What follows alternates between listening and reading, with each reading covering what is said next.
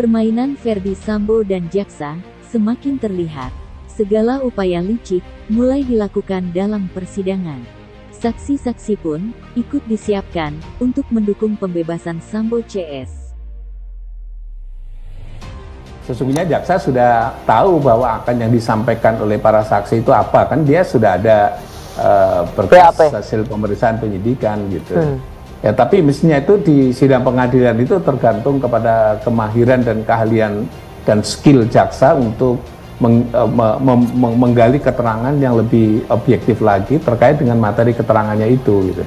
Jadi kalau keterangan untuk membuktikan tindak pidana pembunuhan, kan kalau itu dialihkan kepada alibinya dari yang dibuat oleh terdakwa, ya saya kira jaksa harus sempat menyampaikan pandangannya, bertanya tentang pandangannya terkait dengan teknik pembuktian itu seperti apa gitu.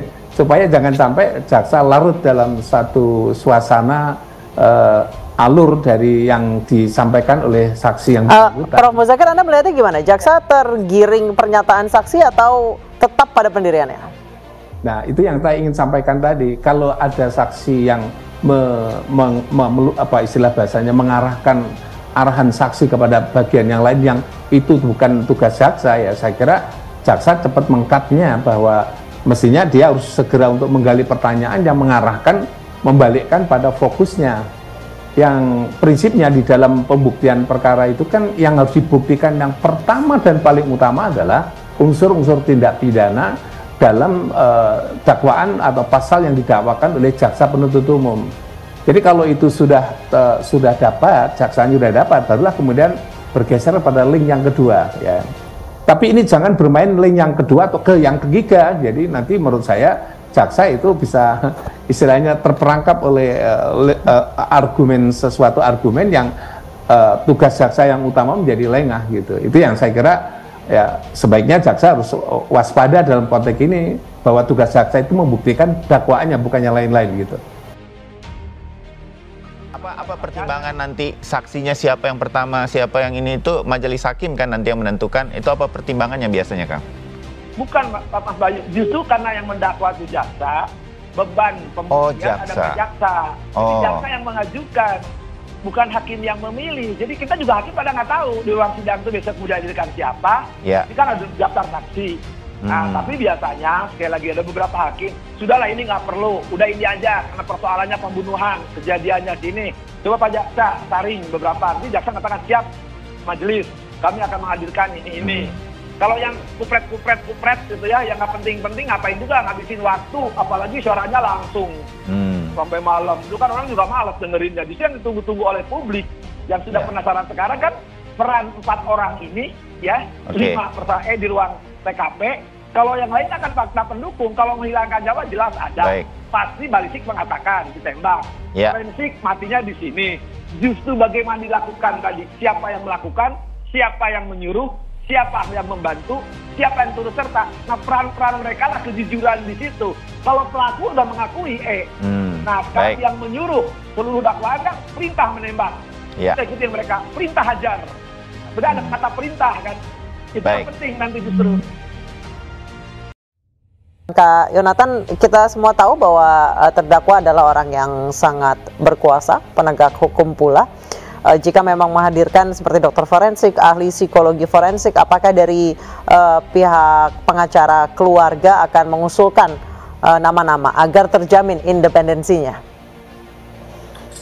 Ya, sebetulnya kami sudah tidak bisa intervensi terlalu jauh lagi terhadap persidangan ini ya Pak. Jadi kami berterima kasih juga kepada media yang masih memberikan kesempatan kepada kami untuk bisa memberikan tanggapan-tanggapan terkait persidangan, karena memang di dalam persidangan sendiri sebetulnya kita sudah tidak bisa terlalu jauh lagi.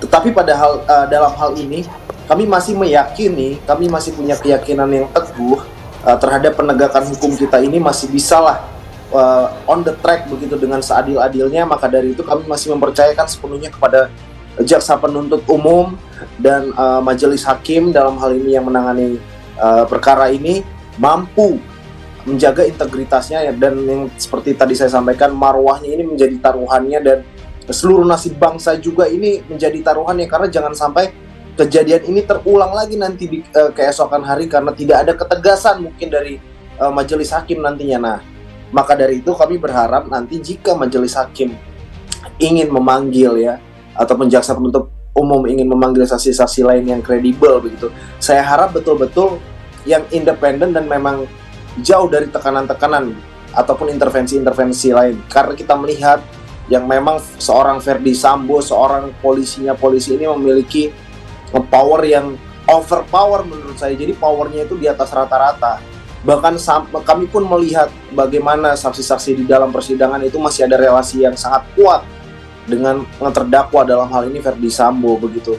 Jadi kami sekarang hanya bisa berdoa dan menyerahkan sepenuhnya proses penegakan hukum ini ke tangan majelis hakim agar mampu mengetok palunya nanti dengan betul-betul seadil-adilnya, sehingga kita semua keluarga mendapatkan keadilan, dan juga ini akan berpengaruh terhadap pandangan masyarakat kepada proses penegakan hukum di Republik ini. Tentunya dalam kasus ini yang sangat menjadi sorotan sampai detik ini. Saya rasa begitu, Mbak. Menurut mantan ajudan, Ferdy Sambo disebut memanipulasi saksi yang ada saat peristiwa pembunuhan berlangsung. Hal tersebut diakui sendiri oleh dua terdakwa kasus pembunuhan Brigadir J, yaitu Richard Eliezer dan Ricky Rizal.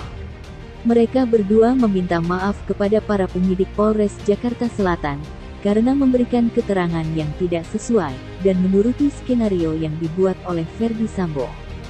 Sebelumnya, telah diberitakan juga, Jaksa Erna Normawati, yang terkenal paling garang dalam mendakwa Putri Chandrawati, telah dipindah tugaskan oleh Kejagung. Hal ini membuat publik marah dan geram.